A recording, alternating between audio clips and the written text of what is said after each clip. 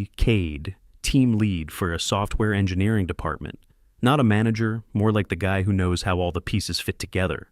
Our team was a well-oiled machine. 8 of us in total, all guys, had been working on the company's core product for years. We weren't just colleagues, we were a unit. We could solve a catastrophic server failure at 3 a.m., fueled by nothing but cold pizza and a shared sense of gallows humor. The work was complex, the pressure was high, and we loved it. Our department consistently had the highest performance metrics in the entire company. We were the guys they called when something was truly broken and millions were on the line. The unspoken leader of our group was Demir. He was the oldest guy on the team, probably in his late 50s. A man of few words, but when he spoke, everyone listened. Demir had been writing code since before I was born. His approval, a simple slow nod after you explained a solution, was worth more than any bonus or praise from the higher-ups. We had a rhythm, a system based on merit and mutual respect. Life was good, predictable, productive. Then the email landed in our inboxes. A corporate announcement about a strategic leadership reorganization. Our old boss, a decent guy who mostly left us alone because he knew we delivered, was being promoted to a position where he couldn't do any real work. His replacement was someone from outside the company. Her name was Louisa. The email was full of corporate buzzwords about her visionary leadership and her background in fostering inclusive and dynamic workplace cultures. A few of the guys chuckled. We'd seen these types before. They usually came in, changed a bunch of stuff that wasn't broken, then left a year later for a better paying job, leaving us to clean up the mess.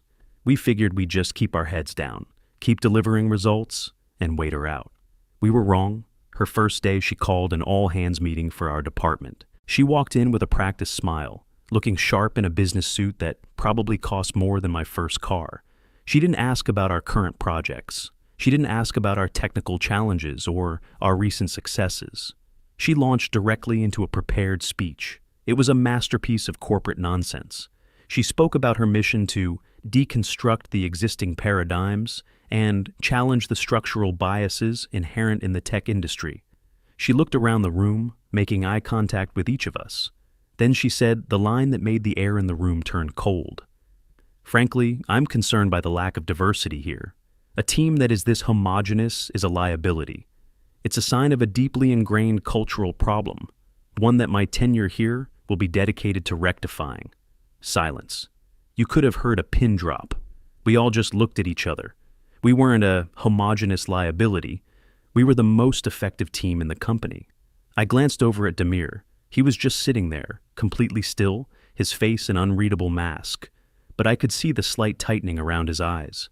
The meeting ended with her telling us to expect a new era of accountability and change. The next few weeks were a slow crawl into madness. First came the mandatory workshops. We were all forced to attend multi-hour sessions on toxic masculinity in the workplace.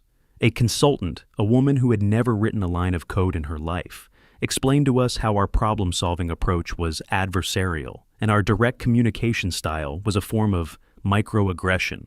She told Demir, a man with 4 decades of experience, that his tendency to quietly analyze a problem before speaking was an example of weaponized silence. We had to sit there and nod as she explained that our entire professional dynamic, the very thing that made us so successful, was fundamentally toxic. Louisa sat at the back of the room during these sessions, smiling and nodding, as if we were all being enlightened. After the workshops, she started meddling with our process. Our daily stand-up meetings, which used to be a quick 10-minute sync-up on technical blockers, were transformed into 45-minute emotional check-ins. We had to talk about our feelings regarding the project. Any attempt to steer the conversation back to technical specifics was met with a gentle reprimand from Louisa about privileging technical discourse over human-centric collaboration. Our productivity, for the first time in years, started to dip. I tried to talk to her about it. As team lead, it was my job. I brought charts, performance data, project timelines. I showed her, in black and white, how the new processes were creating bottlenecks and causing delays. She looked at the data, then looked at me with an expression of pity. She explained that I was looking at the wrong metrics. The real success, she said, wasn't shipping a product on time. It was creating a psychologically safe and equitable environment. She suggested that my resistance to her changes was a sign of my own discomfort with relinquishing privilege. It was like talking to a brick wall that called you a bigot for pointing out it was a wall. Then came the announcement of her big initiative, the one she called the Future Leaders Mentorship Program. It sounded noble enough. The reality was something else entirely. Louisa informed us that she had personally hired 3 new junior engineers to join our team. We were in the middle of a critical infrastructure overhaul and desperately needed senior-level help. But we were hopeful. The new hires arrived a week later. 3 young women, all fresh out of school. One of them was Peyton. She seemed nice enough, genuinely eager, but you could tell she was completely overwhelmed. Her resume showed a degree in a field barely related to what we do, and a 3-month coding boot camp. She was being thrown into one of the most complex software environments imaginable. It was a recipe for disaster. Then, Louisa dropped the other shoe. In another team meeting, she announced the structure of the mentorship program. It wasn't optional. Every single man on the team was being assigned a mentee. Our primary job function was no longer engineering. It was training. Furthermore, our performance reviews, our bonuses, our very job security would now be tied directly to the progress of our assigned mentee. She said it was our responsibility to lift up the next generation of women in tech and actively work to dismantle the boys' club that she believed our team to be. The guys were stunned. We weren't teachers. We were builders, fixers, problem solvers. We were now being told that our decades of collective experience were valuable only in so far as we could transfer them to a handful of unqualified new hires. I was assigned to mentor Peyton. The first few weeks were excruciating. I would spend 8 hours a day trying to explain fundamental concepts that were prerequisites for even being considered for a job on our team. While I was drawing diagrams of basic database architecture for Peyton, critical alerts were pinging on my monitor from the systems I was supposed to be managing. I'd have to tell her to wait, quickly patch a production server that was about to go down, then return to explaining what a SQL join was. It was untenable. The whole team was going through the same thing. One of our best network engineers spent a whole week trying to teach his mentee how to properly configure a firewall, a task he could have done himself in 20 minutes. Demir was paired with a young woman who, according to him, argued that his coding style was patriarchal because it was too rigid. He didn't argue. He just sat there, looking at his screen, the life slowly draining from his eyes. Our team's velocity ground to a halt. We went from deploying major features weekly to barely being able to fix minor bugs. Client satisfaction plummeted. We started getting angry emails from other departments, asking why systems were suddenly so unstable. Cade had to spend most of his time in meetings, trying to explain the delays without throwing Louisa under the bus, which was becoming increasingly difficult. Louisa, meanwhile, was treating the program as a landmark success. She was sending out company-wide emails celebrating the vibrant new energy in our department. She took pictures of us working with our mentees and featured them in the corporate newsletter under the headline, "This is what change looks like." She was completely insulated from the reality of the situation. In her mind, the chaos and failure were just the necessary side effects of progress. The atmosphere on the team had changed completely. The easy camaraderie was gone, replaced by a shared, quiet frustration. Lunches became the silent affairs. The jokes stopped. We were all just tired of fighting a battle we couldn't win, tired of being told our competence was a form of oppression. One evening, a few of us were working late. A major system had crashed, and it was all hands on deck. The mentees had all gone home hours ago, of course. It was just the original team, the 8 of us, huddled around a monitor, trying to undo the damage caused by a bug that had slipped through because our code review process was now a mess. We finally fixed it around midnight. We were exhausted sitting in the dark office, the only light coming from the server rack LEDs. One of the younger guys, a brilliant engineer named Mark, just put his head in his hands. He said, "I don't know how much longer I can do this. I feel like I'm not even an engineer anymore. I'm a full-time tutor for someone who doesn't want to learn, and I'm being punished for it." Nobody said anything for a long time. Then Demir, who had been silent the whole night, spoke. "A good tool in the wrong hands is just a piece of metal," he said, looking at the server rack. That was it. That's all he said. But we all understood what he meant. We were the tool, and we were in the wrong hands. The situation came to a head a few months after the program started. We had a huge company-defining product launch scheduled. It was a project the team had been working on for over a year before Louisa arrived. It was our baby. In the final weeks leading up to the launch, it was clear we weren't going to make the deadline. The core logic was buggy, the infrastructure was unstable, and the whole thing was held together with digital duct tape. The reason was simple. The senior engineers who had designed it were now spending 80% of their time mentoring.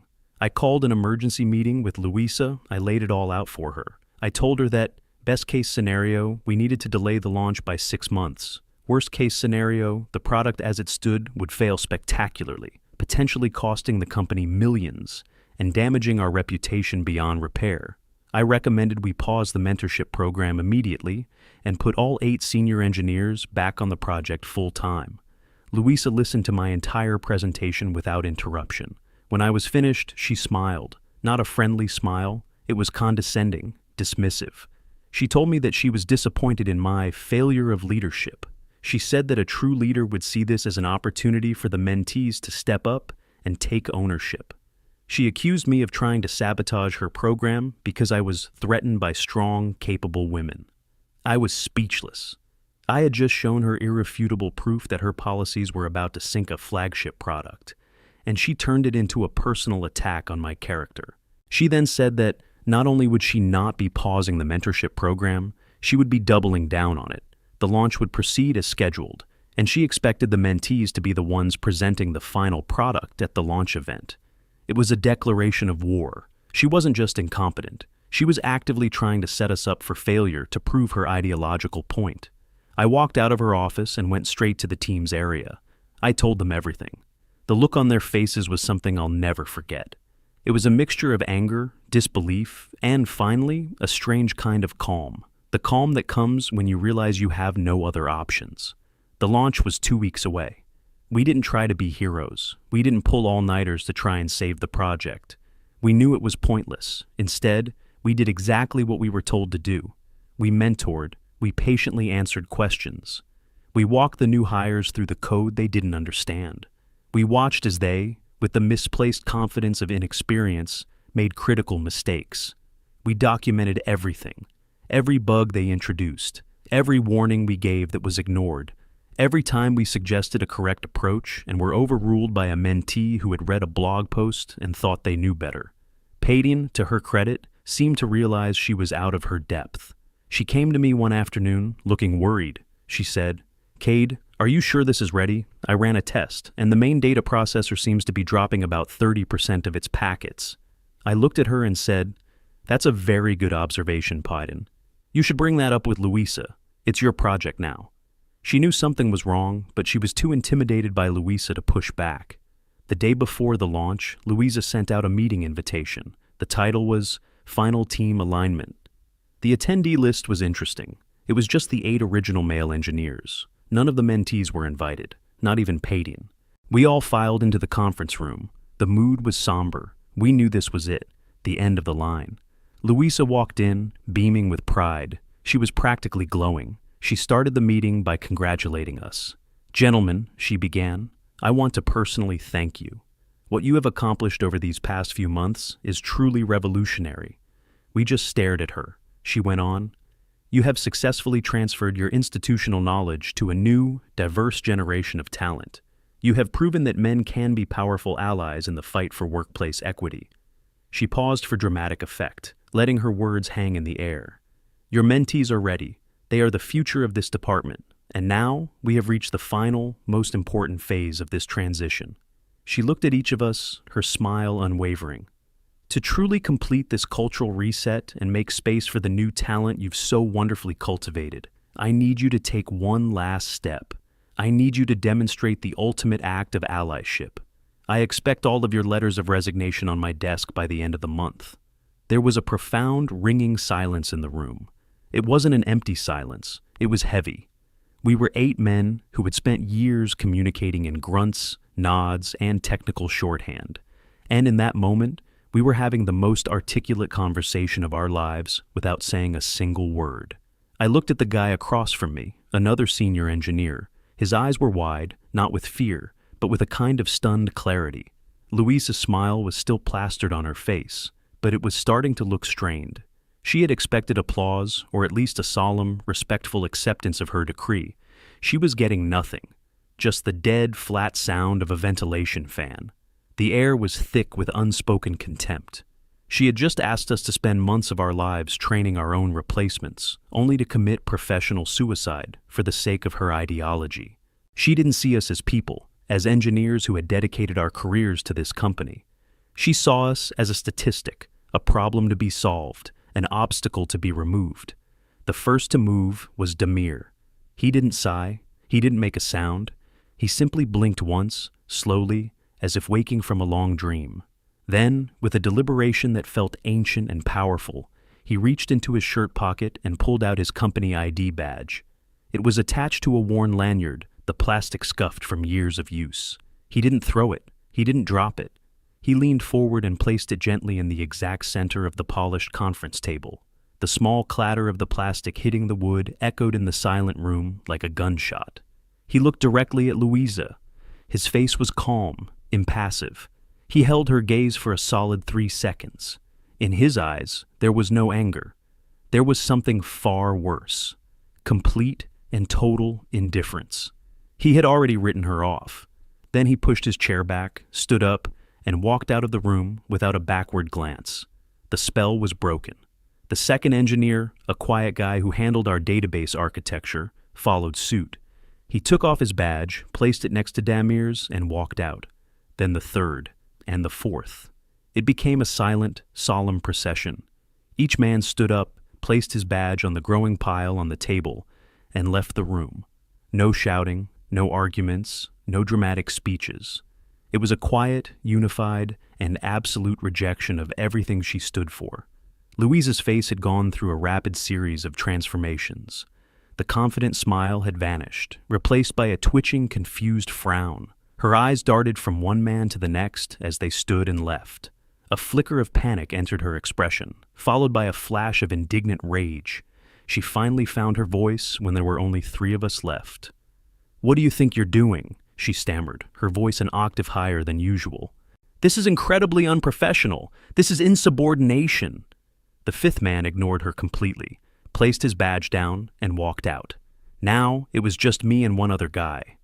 "You can't just walk out," she screeched, standing up from her chair. "You are part of a critical project. You have a responsibility."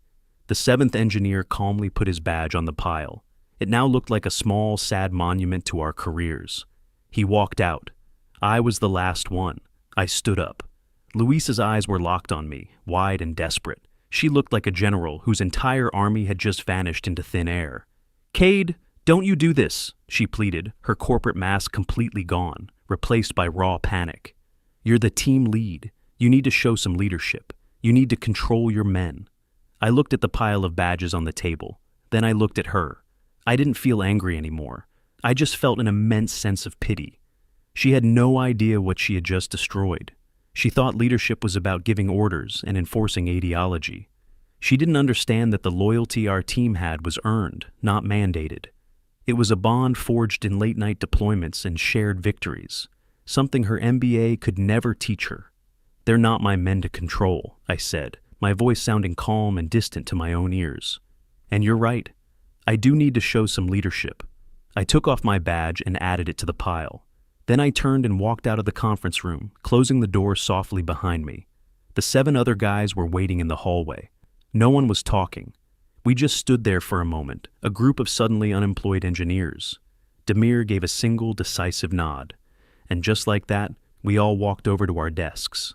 We didn't make a scene. We didn't pack up personal belongings. We didn't want to give her the satisfaction of a dramatic exit. We simply logged out of our computers, picked up our jackets, and walked towards the exit. The 3 mentees were sitting at their desks, looking utterly bewildered. Payton stood up as I walked past. "Cade, what's going on? Where's everyone going?" she asked, her voice trembling slightly. I looked at her, and for a second, I felt a pang of sympathy. She was just a kid, caught in the middle of a war she didn't even know was being fought. "Louisa has an announcement," I said. "I'm sure she'll explain everything." We walked out of the building, past the security desk, and into the afternoon sun. It felt strange. I had walked out of that building thousands of times, but this time was different. It felt final. We stood in the parking lot for a moment. My phone started buzzing in my pocket. It was a text from one of the guys. Beer? A chorus of phones buzzed. We all ended up at a dive bar a few miles from the office. We sat in a booth, and for the first hour, nobody really talked about what happened. We talked about everything else. Sports, movies, stupid internet videos. It was as if we all needed to decompress, to remember what it was like to be normal people and not pawns in someone's corporate game. Then, the phone started ringing. First mine, it was Louisa. I silenced it and put the phone face down on the table. Then, another guy's phone rang. It was HR. He silenced it. One by one, our phones rang. Louisa, HR, the director of our division. We all ignored them. We made a pact right there in that booth. No one talks to them. No one answers. We left as a team. We deal with the fallout as a team. Our quiet act of defiance had turned into a full-blown strike. We found out later what was happening back at the office. Louisa, after her initial shock, had apparently gone into full damage control mode. She called an emergency meeting with the 3 mentees and told them that the senior team had been let go due to their inability to adapt to a modern, inclusive workplace. She told them that this was their chance to shine, that the company was now theirs to lead. She probably believed it too.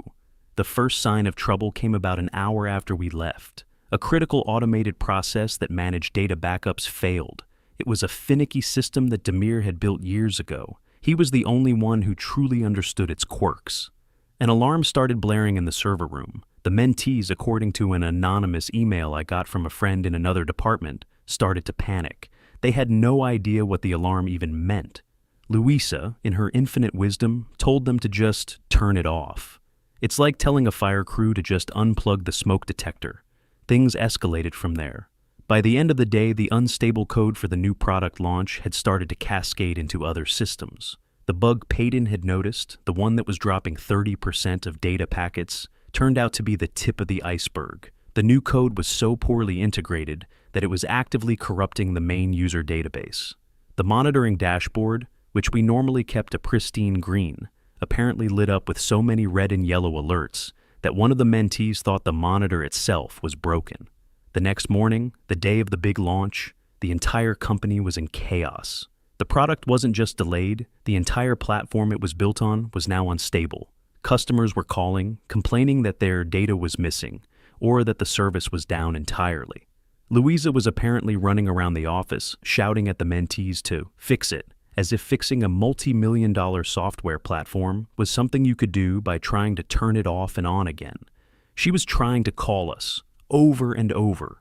Voicemails filled up. Desperate emails were sent, first demanding we return to the office, then pleading.